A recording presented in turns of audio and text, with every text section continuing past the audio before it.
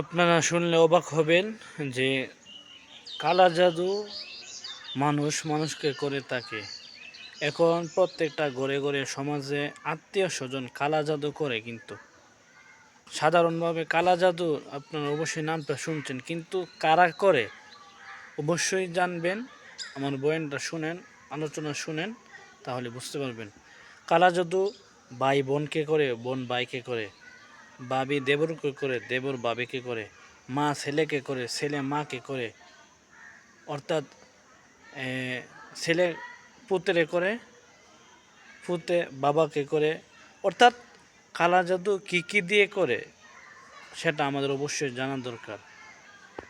আপনারা যদি আপনাদের নিকট কোনো আত্মীয় স্বজন মারা যায়, তাহলে কমসে কম আপনারা নিজে থাকার চেষ্টা করবেন।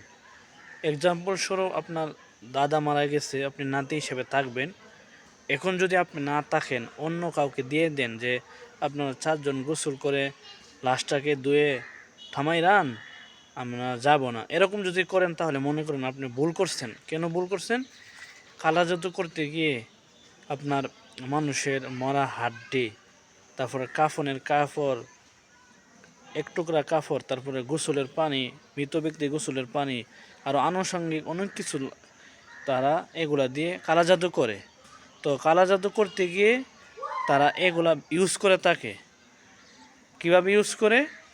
কোনো ব্যক্তিকে যখন সে কালা জাদু দিয়ে তার আয়ত্ত আনতে চায়, তাহলে যাকে যে মৃত ব্যক্তিকে গোসল করাবে, সেই মৃত ব্যক্তির কিছু পানি অথবা টুকরা কাগজ, কাপড়, বিভিন্ন জিনিস নিয়ে তারা কুফরি কালাম করে, কুফরির মাধ্যমে এরকম কালা জাদু করে।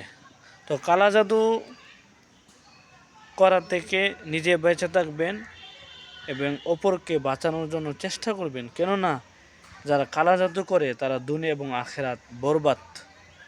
তারা তো নিজ জান্নাতে যাইতে পারে না, বরঞ্চ তারা সুখী হওয়ার জন্য অপরের সংসারটা বিনষ্ট করে দিই। সেজন্য যারা এরকম ভয়ানক ভাইরাস আছে, এই ভাইরাসগুলো থেকে আল্লাহ যেন আমাদের সবাইকে হেফাজত করে, সেজন্য সবসময় দোয়া করা দরকার।